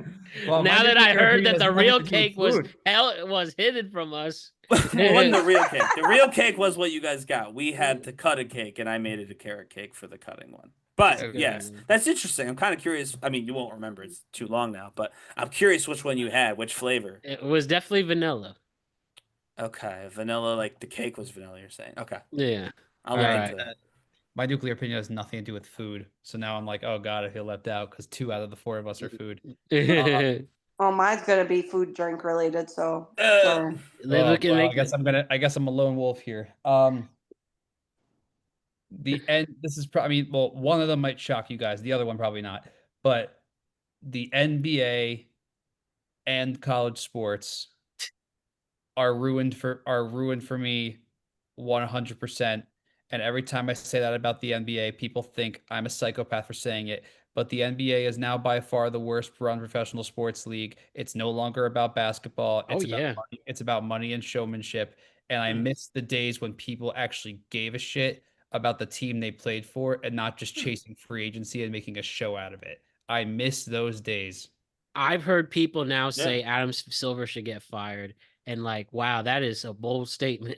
And why, honestly, that team's trying to tank. Teams have been tanking for years. Like, why? I know, right? That's why. Now? That's why expansion's a bad idea. You're just adding more to the, adding more teams to quit. So I don't disagree with that, Brett. I don't either. I just still love basketball, but the NBA's in a bad spot. Also, college athletes should not be allowed to go to college for 7 years. I have spoken. I do think some of that's coming to an end now that the. I hope so. There was a tight end at University of Miami who was there 9 years. 9 years. Didn't even get a doctorate or JD out of it either. No, probably didn't even go to class. But Allison, you're next. Yes, take us home, Allison. Okay, iced drinks are superior to hot drinks, and I believe iced drinks should be able to be drank year-round, even in the dead of winter. I have spoken. You're 100% right. I drink iced coffee year round. That's our new thing. From now on. Do you want to see what I got? Do I have time to show you guys? Yeah, you can show us. Okay, so Yeah, Allison judges me whenever I drink a hot drink in the winter, by the way. She judges me so hard. I don't judge. It's commonplace, but I drink iced every So I went to single day. Blake Street. You guys know what Blake Street is, right? Yeah. I don't, but I think everybody else probably Like does. it's just a Famous coffee coffee chain in New York place City. in the city. So I went, and yes, I spent $20 on this. Do not judge me. It came with a free drink. But look, it's a puffer for your iced drink to hold, and it's insulated. So when you're walking around in the winter, your ice and stuff doesn't like stick to your hand, and you don't have to wear mittens. That's actually a great idea. That is a good idea. Isn't it so cute? Wait, I thought that was a can I- mini couch. Allison, like a can I reverse tell koozie. them what your mom said to me after you bought it, though? Oh my gosh. So Allison likes to buy a lot of things, and Allison's mom, after Allison showed her mom over FaceTime this puffer thing for the cup, which I do think is a very practical idea, by the way. Like I whoever bought came one up, for my friend too. yeah, like whoever came up with that invention is dope. But her mom said, "I want to talk to Brett," and she goes, "Brett, my mom wants to talk to you." Her mom looks me dead in the eyes over FaceTime. She goes, "What did we say? I thought we weren't going to allow her to make any more purchases like this. That was $20." I mean, you know what? I think it's money well spent because now you can have cold brew or iced coffee literally every morning without fear. And it comes with a holder, like a little like scrunchie holder that you can put it in, so you can just have it in your purse. So like, well, yeah. I mean, that's have it more in of a my use long specific. cap. I don't have a purse, but Well, I you do can like throw it the in idea your of being able to hold pocket. it. I do like the idea of Speaking holding of it. purses, I also nuclear opinion. I think we should normalize buying ourselves something nice when things go our way in life. So I just got a new job and I bought myself a new purse. Treat My yourself. wife, Congratulations, my wife does Allison, that. Yeah, for that. congrats, by the way. My wife does that too, actually. Yeah, Amen. she's beautiful. I hope it doesn't rain Saturday so I can wear her. Nice. Brett, Allison, and Ryan, excellent job. I had a blast. We're back at it on Friday to talk about what was trending in the week ahead. Have a wonderful week. We'll see you again on Friday. Peace. See ya.